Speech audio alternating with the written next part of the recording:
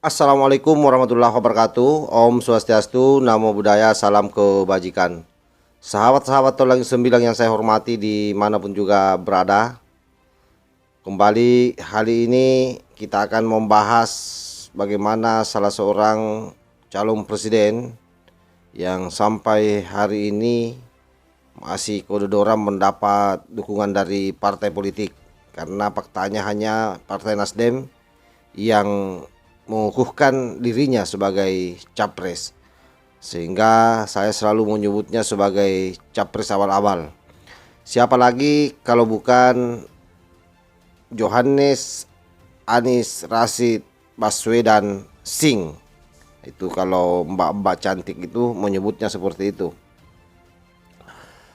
Apa yang akan kita bahas soal capres abal-abal ini adalah salah satu cuplikan wawancara atau dialog yang pernah dilakukan dengan Pak Karni Ilyas di TV One, di mana Anies Baswedan ditanyakan secara konkret oleh Anies Baswedan ditanya secara konkret oleh Karni Ilyas soal apa yang menjadi agenda kira-kira kalau misalnya Anies Baswedan terpilih menjadi presiden untuk Indonesia bangkit.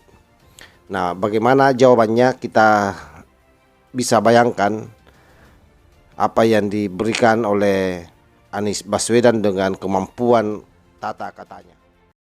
Yang waras tidak boleh mengalah terhadap mereka para pencuri agama yang menjadikan agama sebagai alat politik.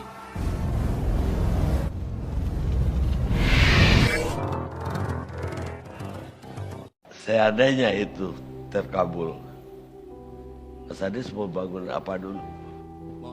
Mau bangun apa dulu dalam Indonesia bangkit? Jadi begini, kalau pertanyaannya itu terkait Indonesia bangkit, saya rasa memang krusial. Apalagi kita di Jakarta ini kontribusi 18% dari perekonomian. Tapi sebelum kita bicara tentang perekonomian ya, apa itu krisis? Krisis adalah perubahan yang dipercepat. Setiap pribadi mengalami krisis, organisasi mengalami krisis, atau negara mengalami krisis, maka sesungguhnya dia sedang mengalami perubahan yang dipercepat. Itu terjadi kita. Kita lihat saja bagaimana ketika pandemi itu dinyatakan tanggal 11 Maret 2020. Pada saat itu dinyatakan sebagai pandemi, kami tanya pada para ahli, ini apa artinya ketika epidemik disebut jadi pandemi? Salah seorang ahli epidemiologis itu mengatakan kepada saya, Pak Pandi Riono, Mas, ini artinya akan panjang. Mungkin sampai akhir masa tugas di Jakarta, kita akan masih mengalami pandemi. Pada saat itu, banyak dari kita yang masih belum menyadari magnitudenya. Dan begitu dinyatakan sebagai pandemi, berubah sekali. Hari ini kita mendengar testing. Siapa saja melakukan testing gejala, coba cari PCR lab. Bang Karni, 2 tahun lalu yang namanya PCR itu kita awam nggak tahu itu apa. Oke? Alat yang kita miliki di Jakarta, kemampuan melakukan testing per hari maksimal 150 sampel per hari. Muncullah krisis ini, Pak. Begitu muncul krisis, langsung kita harus mengubah. Dulu alat ini dipakai untuk riset, karena itu kapasitasnya kecil, sampel-sampel untuk riset. Mendadak dipakai alat diagnosa. Diagnosa untuk ukuran penyakit yang kolosal. Berubah cara kita mengelola. Langsung dilakukan penyesuaian.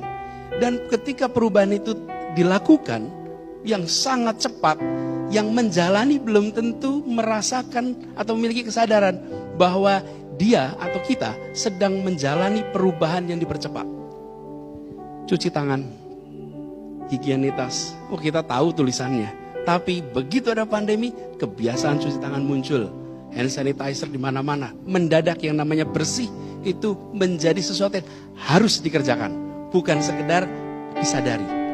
Jadi kita harus memanfaatkan yang disebut sebagai krisis ini untuk melakukan perubahan-perubahan yang dipercepat di berbagai aspek.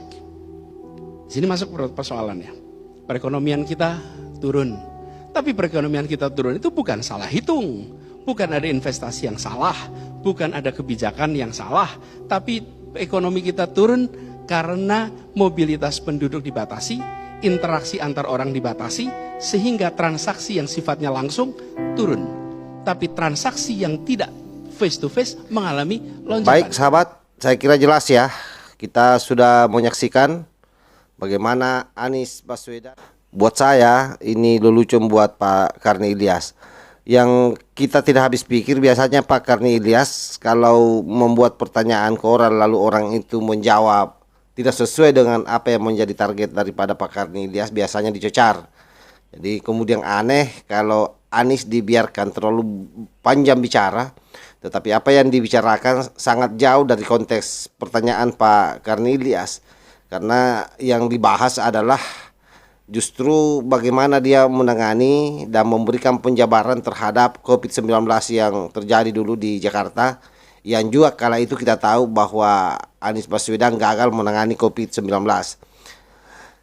Nah, itulah gambaran daripada capres Nasdrum ini yang didukung oleh para kadrung. Dan kita berharap Indonesia ini, terutama rakyat Indonesia ya, betul-betul cerdas menentukan pemilihnya, betul-betul cerdas nanti menentukan pemimpinnya, karena berbahaya. Kalau misalnya orang seperti Yohanes ini yang terpilih, maka inilah gambarannya. Lain pertanyaan, lain jawabannya, lain yang dijanjikan, lain yang dikerja. Kan begitu dia. Jadi lain yang ditanyakan oleh masyarakat, jawabannya lain. Berupaya mengaburkan persoalan itu dengan tata kata yang dia betul-betul tata dengan baik, seolah-olah ini ya, seolah-olah apa yang dibicarakan itu benar, padahal sebenarnya yang dibicarakan semua adalah sampah. Oke, wallahul muwaffiq ila aqwamit thariq. Wassalamualaikum warahmatullahi wabarakatuh. NKRI harga mati, Nusantara milik kita.